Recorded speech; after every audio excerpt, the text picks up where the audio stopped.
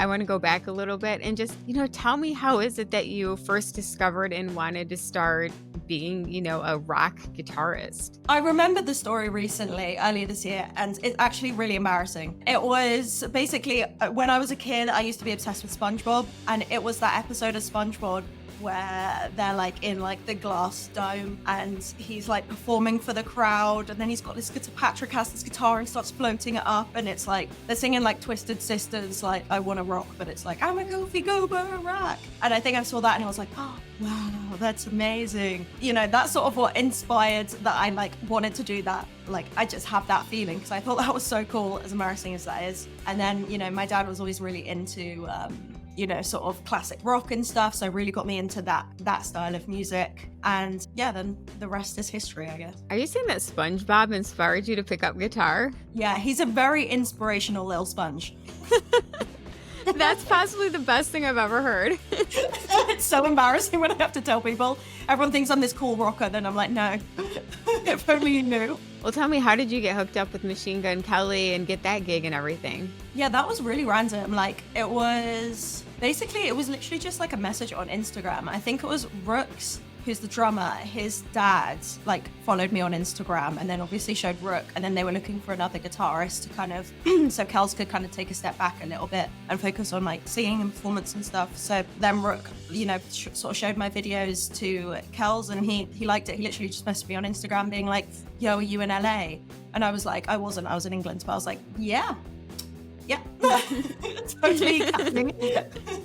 But yes, I was like, yes, I'll travel. So we made it work within I was kind of out there within a couple of months, and it was amazing. We just sort of had a Zoom with everyone. I sent them some videos, of me playing live and stuff, and that was it. And then I was out there rehearsing with them like a month or two later. So when you're performing with Machine Gun, what do you do to his songs to try? I mean, do you try to kind of like bring a metal or a rock edge to them? Because I do feel like live, I've seen you perform with him on TV and stuff. It's incredible. And I feel like you kind of make the songs your own. Yeah, definitely. Like what's cool about performing with him is he's super open to people's ideas and to sort of really kind of changing the songs from what they were on the album, creating something new with them and different styles. So like a lot of the more rap songs, he'll have to get the guitars in and it'll kind of become like a metal song, which is really cool. And it'll have like a big breakdown in the middle, like Floor 13 we do that with, where there's like a big mosh pit in the middle, which is really fun. We have some crazy solos at the end, and he loves like guitar moments, and Justin, the other guitarist in the band, is an amazing like R&B player, so he kind of brings that side into it, and then I sort of came in to bring the really kind of rocky shred side into it. And I think that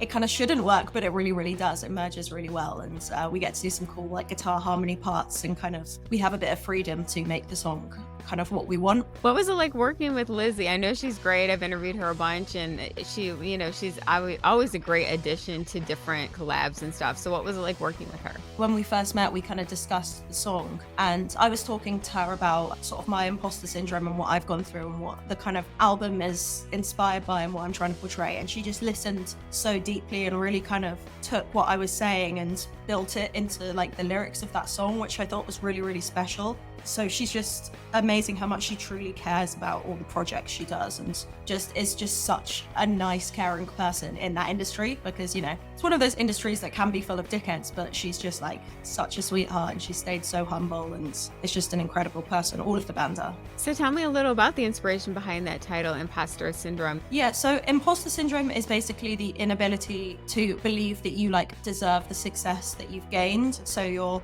at a position, but you always feel like you're there just because of luck or something like that you haven't actually earned your achievements and accomplishments. And any moment you'll be, outed as like a fraud or an imposter or whatever. And that's something I really struggled with, I think, because my career started kind of unconventionally on the internet, on YouTube. So it was less about playing live and more about, getting the perfect take. You might film like 5 or 6 times before you're like happy with something, I think that sort of created a complex for me where, although I, had this kind of level of success, I didn't really feel like I kind of earned it, didn't feel like I really deserved it. And that was something which led to a lot of anxiety, a lot of imposter syndrome, and a lot of self-doubt with with my career and just life in general, I guess.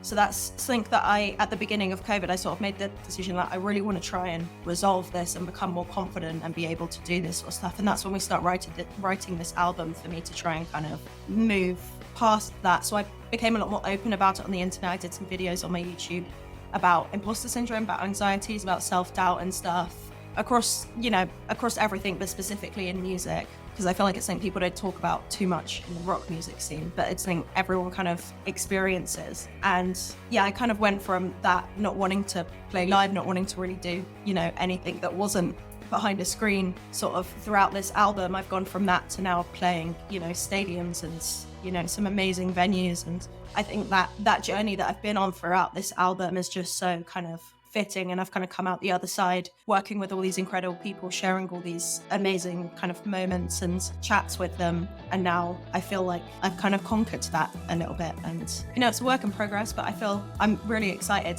now for things, and I'm not doubting myself. I think I'm pretty good, I guess.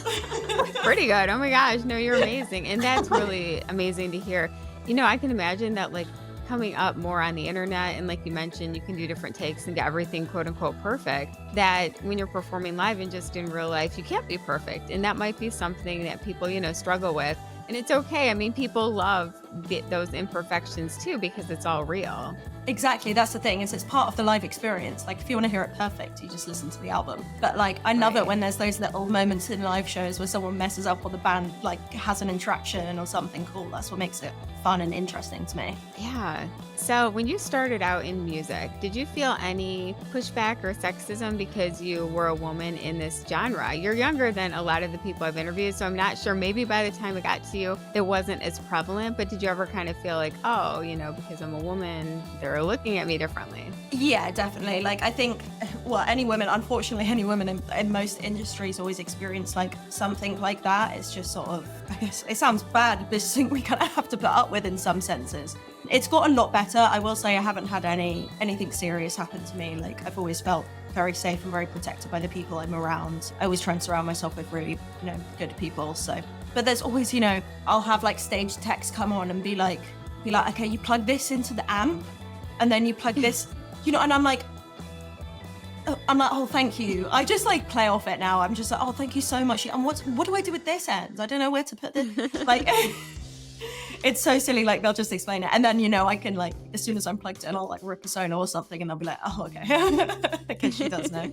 But yeah, like stuff like that, unfortunately, does happen a lot. And I think we're starting to see a new side of it, where I'm seeing a lot more like female musicians on stage and female bands, and I think that's really cool. But like, a lot of like the sort of behind the scenes stuff is still very male dominated. I found it can be a struggle. I think, just like I said, surrounding yourself with good people who won't take shit and have your back and everything is important. Yeah. Have you ever been at a show where they think that you're a fan or something and they don't realize that you're part of the band performing? All the time, because obviously with like MGK, like the band, they're rock stars. They have like a lot of girls around and stuff a lot of the time, like backstage, and they'll always let the band through, and then they'll stop me and like, I'm like, I think I was just on stage. Oh my gosh. Like, yeah, like they always just think I'm like a groupie following them around. Like like you notice kind of what I think is interesting is you notice the change in how people treat you from before the show, when they, think I'm like a fan or whatever. And then after the show, then before the show, they'll like completely ignore you. They'll be like rude to you. And then after the show, they're like really trying to be your friend and stuff. And it's like, oh yeah. It's just like kind of annoying. It's interesting to see kind of, I guess you see the different sides of everything when you're doing stuff like that. Yeah, I know. It's definitely a learning experience, and learning about human nature, not always the good part. Yeah, exactly. It kind of opens your eyes to the world. Yeah. So what advice do you have for girls who want to get into music and maybe they are a little hesitant for different reasons? You just sort of have to take the plunge. Just be creative and express yourself with it. Like, use it as a form and like an outlet to, something you can kind of put your feelings and emotions into. Like, if you're writing or whatever, you don't need to show anyone at the beginning. You can just do it for yourself. Make sure you're doing, the stuff you really love and that you're really passionate about, then just, you know, try and work with some other musicians as well. I think that's what's definitely made me a better musician, is collabing with other people and joining bands and, you know, doing all of this stuff, like, you know, getting ideas from other people. There's also some like amazing courses on YouTube and online. Like, music is so accessible nowadays, like even people doing quick 30-second lessons on TikTok. Like, I've been learning some R&B stuff on there. Yeah, just go for it. Just be open and be a good person. Always show up on time for rehearsals and stuff and be nice, and, you know, it'll be great.